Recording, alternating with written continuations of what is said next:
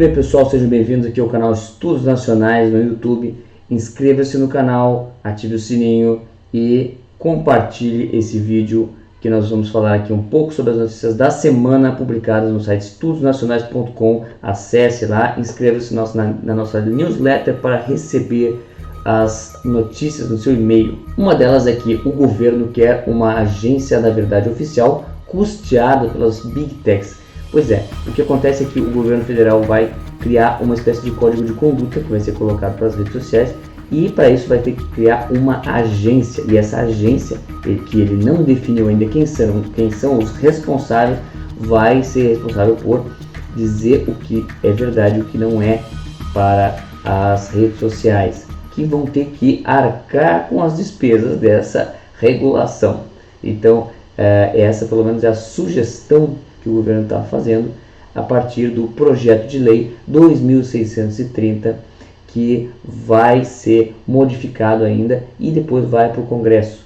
Isso a gente não sabe como vai ficar, mas essas são as ideias iniciais aí do governo, né? As próprias agências de checagem, como a agência Lupa, por exemplo, não gostaram da medida e começaram a reclamar. Disseram ali que as medidas são arbitrárias, as definições são arbitrárias, que não há muita informação a respeito ainda. É claro que jornalistas estão vendo já a cara de uma censura, mas eles esperam, né, que essa censura vá ser a favor deles, e é isso que nós vamos ver, né, com o passar do tempo aí. Mas quem está acompanhando aí esses debates do PT e da esquerda ao longo das últimas décadas sobre a regulação da comunicação sabe que a ideia da democratização é que está por trás, e essa ideia ela não é que ela vai censurar conteúdos, como aliás, como disse o próprio ministro Flávio Dino, disse que não vai ser uma censura de conteúdo. É claro que não,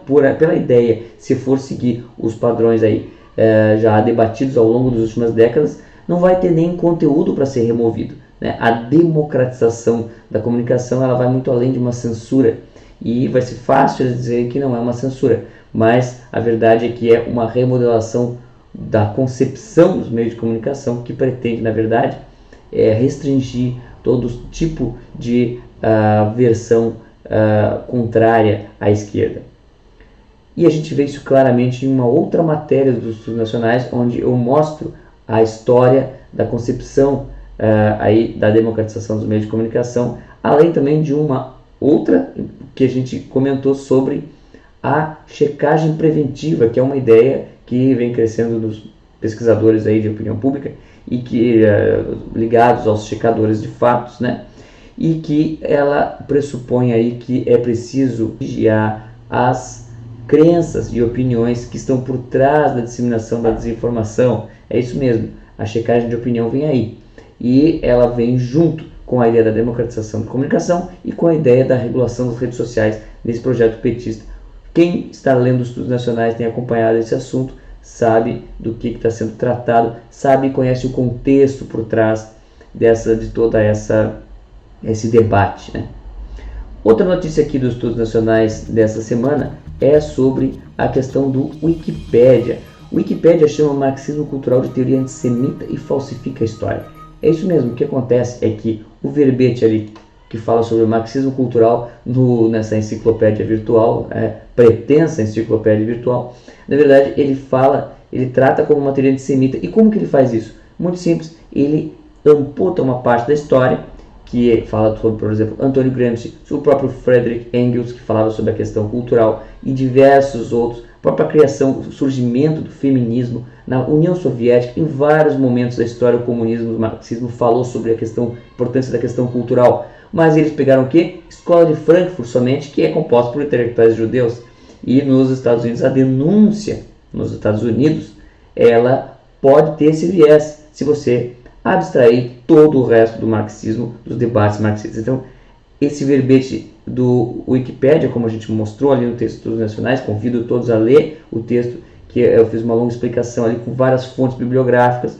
Esse verbete, ele, na verdade, pega somente os desavisados, que não conhecem nada sobre o marxismo, que infelizmente é a maioria das pessoas. Outra notícia interessante também é sobre a questão dos Yanomamis.